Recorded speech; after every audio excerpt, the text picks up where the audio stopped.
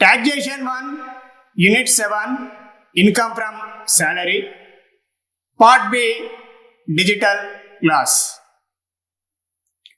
పన్ను విధింపు 1, యూనిట్ 7, జీతం నుండి ఆదాయం. Part B, digital class. Learning objectives. First one is salary. Second one is allowances. Under sub points, number 1, fully taxable allowances. Second sub point is fully tax free allowances. Third sub point is partly taxable allowances. అభ్యసనం చేయవలసిన విషయాలు: 1, జీతం. 2, భత్యములు. భత్యములను 3 రకములుగా వర్గీకరించడం అనేది జరిగింది. అందులో sub point 1, పూర్తిగా పన్ను విధించదగు భత్యములు. 2, పూర్తిగా పన్ను మినహాయింపు గల భత్యములు. 3, పాక్షికంగా పన్ను విధించబడే భత్యములు. అదేవిధంగా ఒక అసెస్సీ లేదా వ్యక్తి గత సంవత్సరంలో జీతం ద్వారా ఆదాయాన్ని ఆర్జించినట్టయితే లేదా సంపాదించిన ఎడల అట్టి ఆదాయమును జీతము నుండి ఆదాయము శీర్షికనందు లెక్కించవలసి ఉంటుంది. పార్ట్ ఏ, డిజిటల్ క్లాస్ నందు జీతము నుండి ఆదాయాన్ని లెక్కించే సందర్భంలో జీతం నుండి ఆదాయాన్ని 4 ఉపశీర్షికల ద్వారా లెక్కించడం అనేది జరుగుతుంది. 1, జీతం. 2, భత్యాలు. 3, పరిలబ్ధులు. అదేవిధంగా 4, జీతానికి బదులు లాభాలు. ప్రస్తుత పన్ను నిర్ధారణ సంవత్సరం 2020-21 గాను అసెస్సీ లేదా ఉద్యోగస్తుడు లేదా వ్యక్తి ఉద్యోగం ద్వారా 2019-2020 గత సంవత్సరం నందు ఆదాయాన్ని ఆర్జించినట్టయితే అట్టి ఆదాయం పైన ప్రస్తుత పన్ను నిర్ధారణ సంవత్సరం 2021 నందు పన్నును లెక్కించి పన్నును చెల్లించవలసినటువంటి బాధ్యతను కలిగి ఉండును. అదేవిధంగా ఆదాయపు పన్ను చట్టం 1961 సెక్షన్ 15, అదేవిధంగా 16 మరియు 17 3 సెక్షన్లు జీతం నుండి ఆదాయంకు సంబంధించినటువంటివి. అదేవిధంగా ఇంతకుముందు మనము తెలుసుకున్నట్టుగా శాలరీ నుండి ఆదాయం, జీతం నుండి ఆదాయం లెక్కించే సందర్భంలో మొదటి ఉప హెడ్డింగ్ ఈ నమూనాను కనుక గమనించినట్టయితే మనం జీతం నుండి ఆదాయాన్ని లెక్కించుట సులభతరము అగును. మొదటిది జీతం ఉపశీర్షిక. ఆదాయపు పన్ను చట్టం 1961 సెక్షన్ 17 సబ్ సెక్షన్ 1 ప్రకారం జీతం అనేటువంటి ఉపశీర్షిక కింద ఉద్యోగస్తుడు ఉద్యోగం చేయడం ద్వారా పొందినటువంటి వివిధ అంశములను మనము జీతము ఉపశీర్షిక కింద తీసుకొనవలసి ఉంటుంది. జీతము ఉపశీర్షిక కింద తీసుకోవలసినటువంటి అంశములలో మూల వేతనము, బోనస్, ఫీజులు, కమిషన్, గుర్తింపు పొందిన భవిష్య నిధికి యజమాని జీతంలో 12% కంటే ఎక్కువగా చెల్లించినది, అదేవిధంగా గుర్తింపు పొందిన భవిష్య నిధిలో 9.5% కంటే ఎక్కువగా ఉన్న వడ్డీ మొత్తం. దీని అర్థం అంటే మూల వేతనం పై పూర్తిగా పన్ను విధించబడును, బోనస్ పై కూడా పూర్తిగా పన్ను విధించబడును, ఫీజులు, కమిషన్, అదేవిధంగా గుర్తింపు పొందిన భవిష్య నిధికి యజమాని జీతంలో 12% కంటే ఎక్కువగా చెల్లించినది అంటే 12% వరకు ఎటువంటి పన్ను చెల్లించవలసినటువంటి అవసరం లేదు. కానీ యజమాని మూల వేతనంలో 12% కంటే మించినటువంటి మొత్తం ఉద్యోగి తరపున యజమాని కనుక చెల్లించినట్టయితే ఆ చెల్లించినటువంటి 12% కంటే మించినటువంటి మొత్తాలు ఏవైతే ఉన్నాయో ఆ మొత్తాలన్నింటినీ కూడా మనము పన్ను విధించదగు ఆదాయంగా జీతం అనేటువంటి ఉపశీర్షికలో చేర్చవలసినటువంటి అవసరం ఉంది. అదేవిధంగా గుర్తింపు పొందిన భవిష్య నిధిలో 9.5% వరకు జమైన వడ్డీ ఏదైతే ఉందో ఆ జమైనటువంటి వడ్డీ పైన ఎటువంటి పన్ను విధించడానికి అవకాశం లేదు. కానీ గుర్తింపు పొందిన భవిష్య నిధిలో 9.5% కంటే ఎక్కువగా జమైనటువంటి వడ్డీ మొత్తం ఏదైతే ఉందో ఆ వడ్డీ మొత్తాన్ని ఆదాయపు పన్ను చట్టం 1961 సెక్షన్ 17 సబ్ సెక్షన్ 1 ప్రకారం జీతం అనేటువంటి ఉపశీర్షిక నందు తీసుకోవాల్సినటువంటి అవసరం అనేది ఉంటుంది. అదేవిధంగా మూల వేతనం విషయానికి వచ్చినట్టయితే మూల వేతనం అనేది ప్రధానమైనటువంటి జీతం, ఇంక్రిమెంటు పెరుగుదల కారణం చేత ప్రతి సంవత్సరం దీనిలో మార్పు ఉండవచ్చును. ఉదాహరణకు ఒక ఉద్యోగి మూల వేతనం రూపాయలు 5,000 మరియు ఇంక్రిమెంటు రూపాయలు 200 అనగా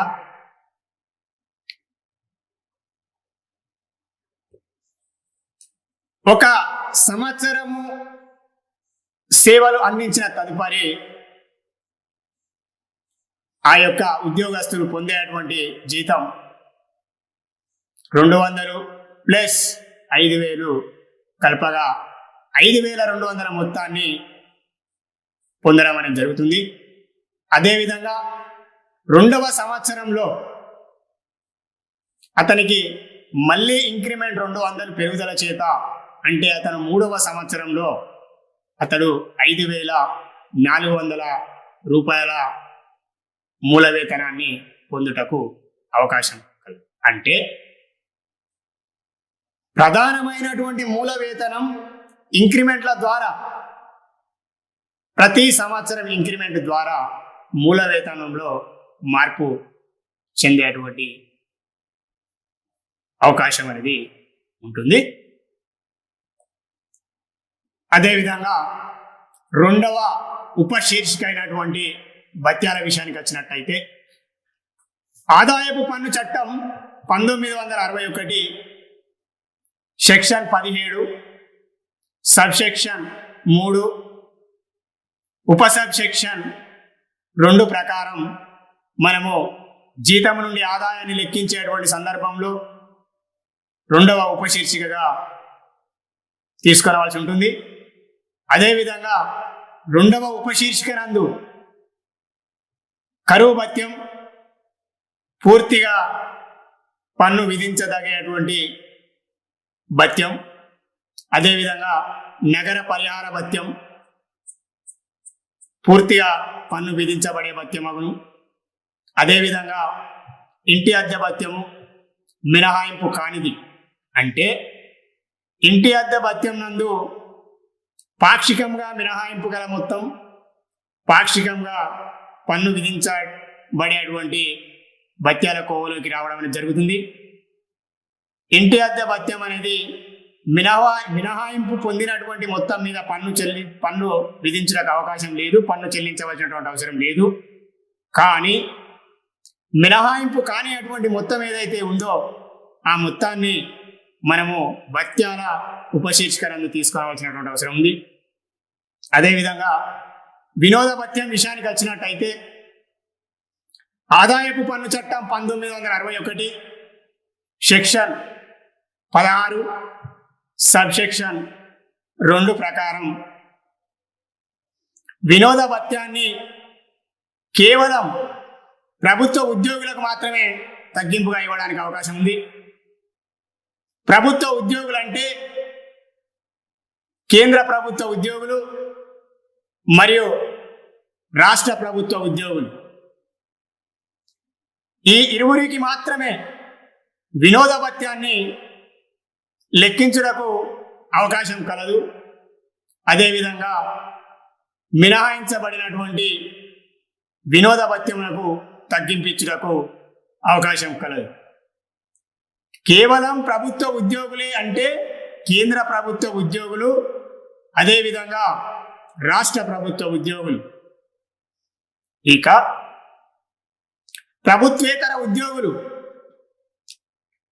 అంటే ప్రైవేటు ఉద్యోగులు కానీ లేదా స్థానిక సంస్థల్లో పనిచేసేటువంటి ఉద్యోగులు కానీ లేదా కార్పొరేషన్స్లో పనిచేసేటువంటి ఉద్యోగులు కానీ లేదా బ్యాంకింగ్ సంస్థల్లో పనిచేసే ఉద్యోగులు ఎవరైతే ఉన్నారో ఆ ఉద్యోగస్తులందరినీ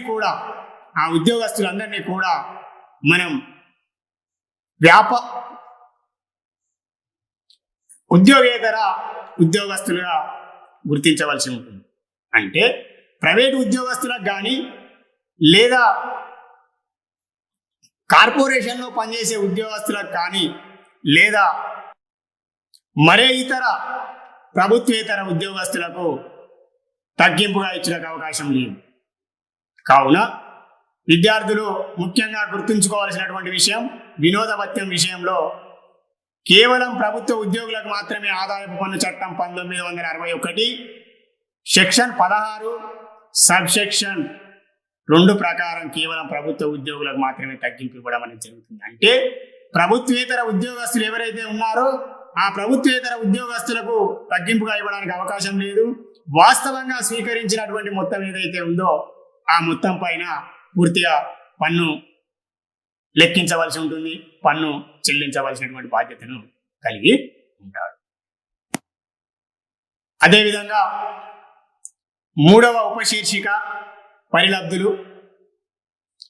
ఆదాయపు పన్ను చట్టం 1961 సెక్షన్ 17 సబ్ సెక్షన్ 2 ప్రకారం పరిలబ్ధులను లెక్కించవలసి ఉంటుంది.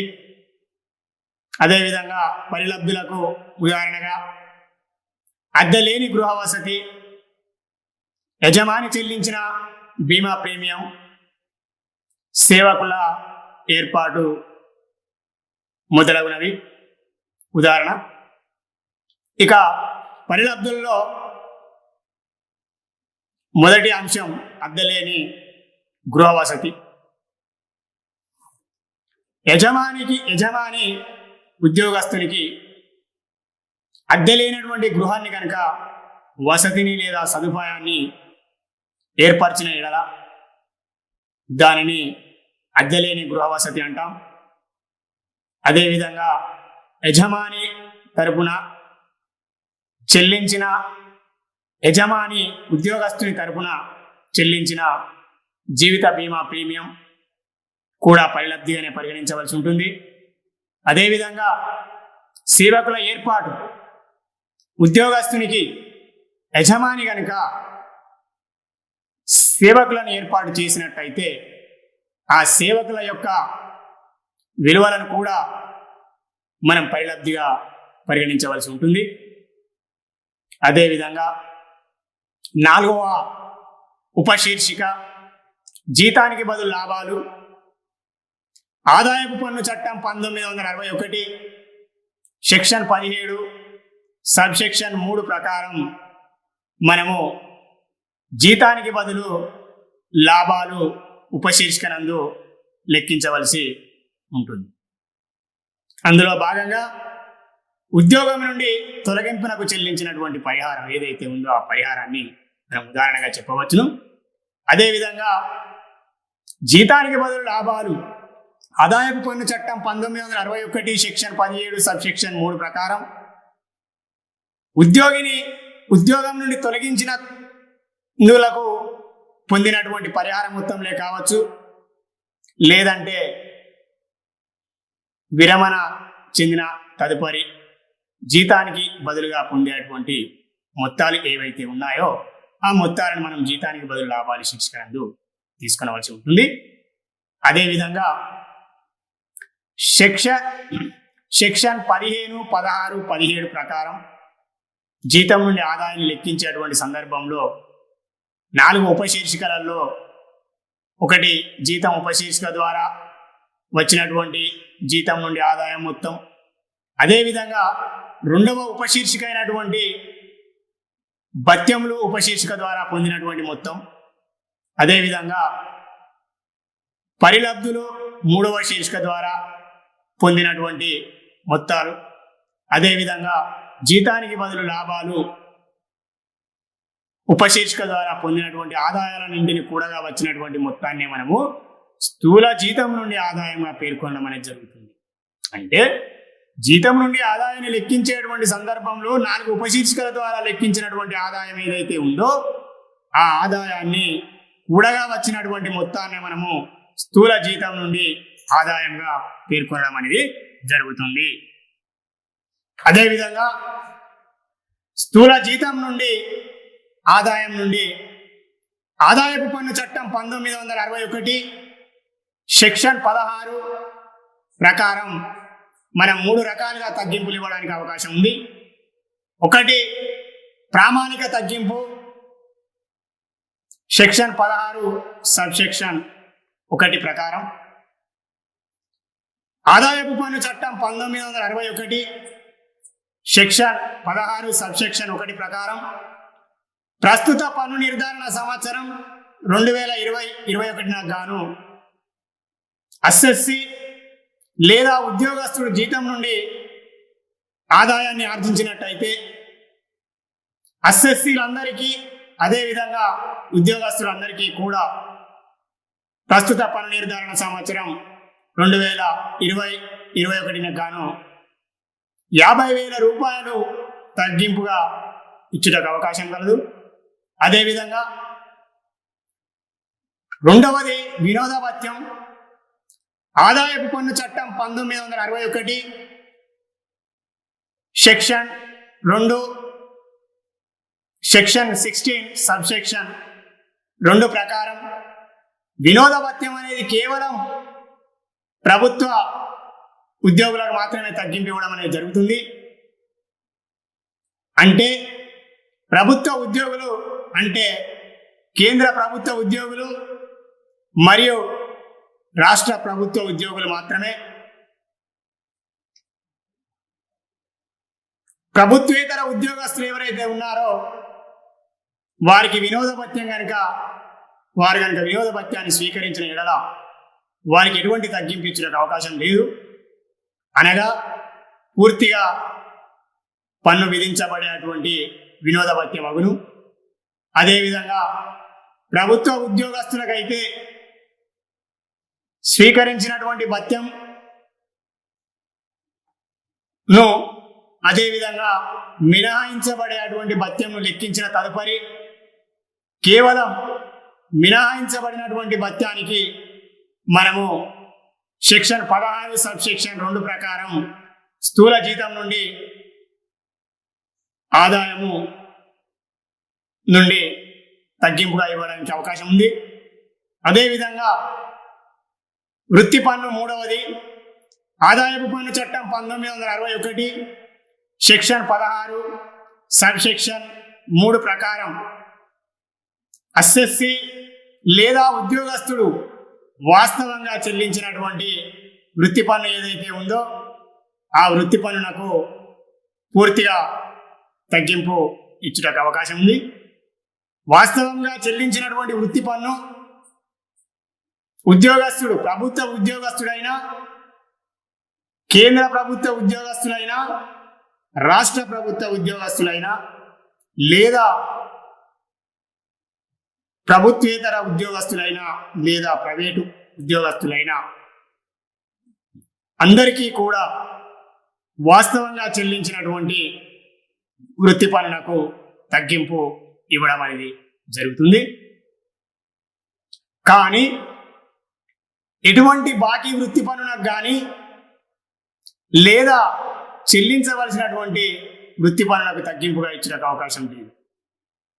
అదేవిధంగా స్థూల జీతం నుండి ఆదాయం కనుగొన్న పిదప ఆదాయపు పన్ను చట్టం 1961 సెక్షన్ 16 ప్రకారం సబ్ సెక్షన్ 1 ప్రకారం 16 సబ్ సెక్షన్ 2 ప్రకారం సబ్ సెక్షన్ 3 ప్రకారం 3 తగ్గింపుల మొత్తాలను కూడి స్థూల జీతం నుండి ఆదాయం నుండి తీసివేయగా వచ్చినటువంటి ఆదాయాన్ని మనము జీతం నుండి ఆదాయంగా చెప్పడం అనేది జరుగుతుంది. Computation of dash dash dash income from salary for the current assessment year 2020 and 21. This is the pro forma for computation of income from salary. Particulars income rupees.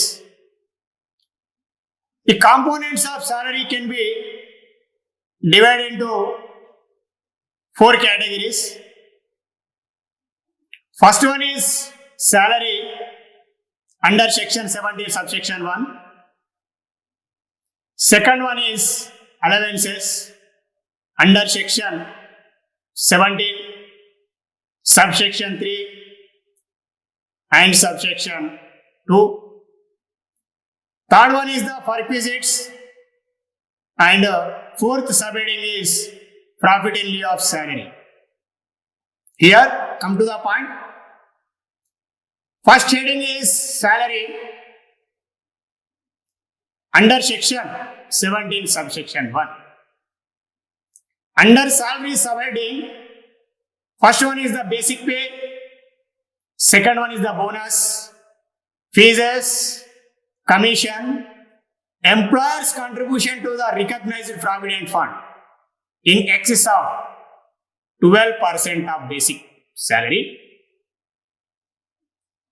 excess of interest on recognized provident fund over 9.5% rate. Below 9.5% is not taxable, but excess of interest on recognized provident fund over 9.5% will be taxable under subheading salary according to the Income Tax Act 1961, section 17, subsection 1. And also employer's contribution to the recognized provident fund in excess of 12% of basic salary.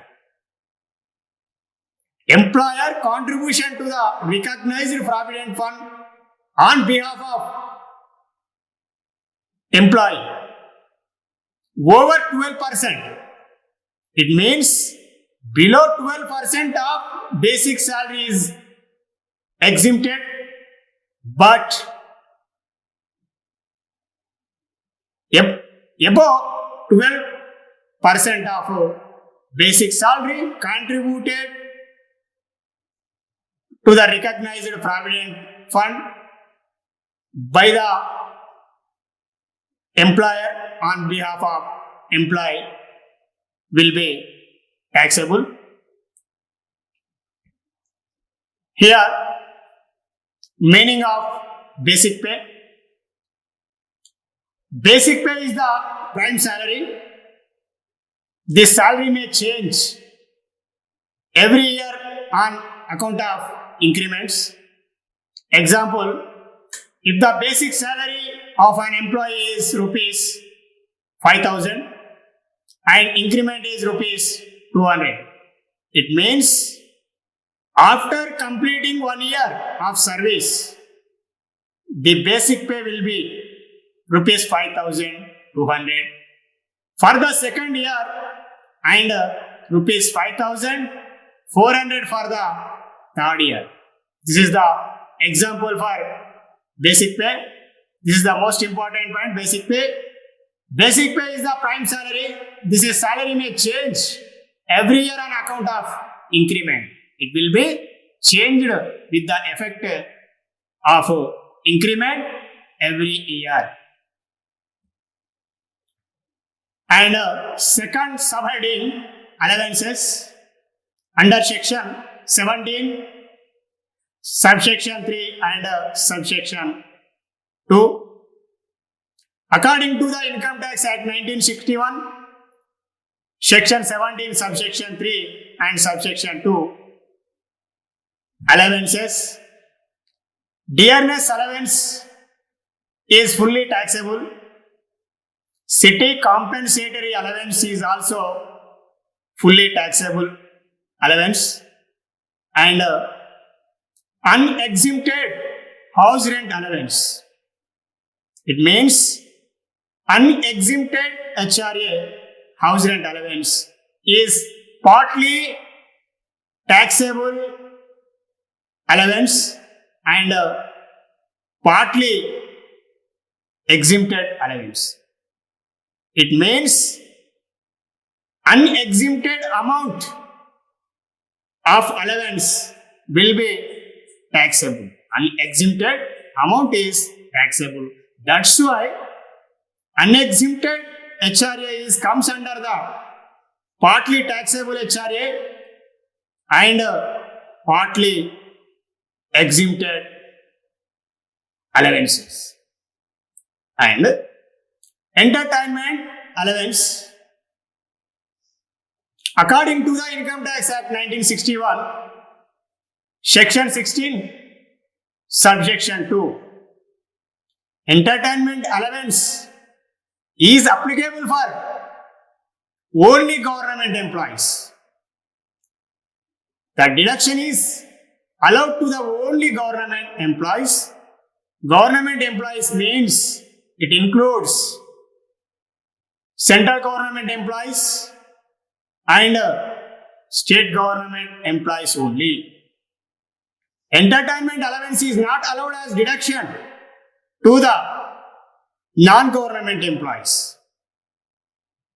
Especially, the deduction is allowed to the government employees, not for non-government employees.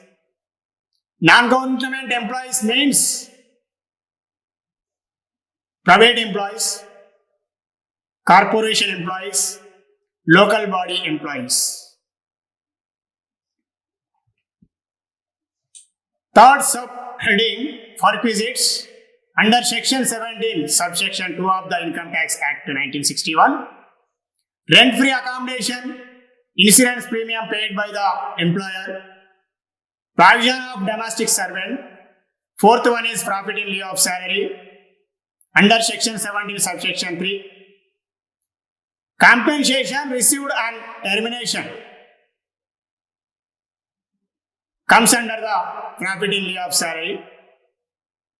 Income from salary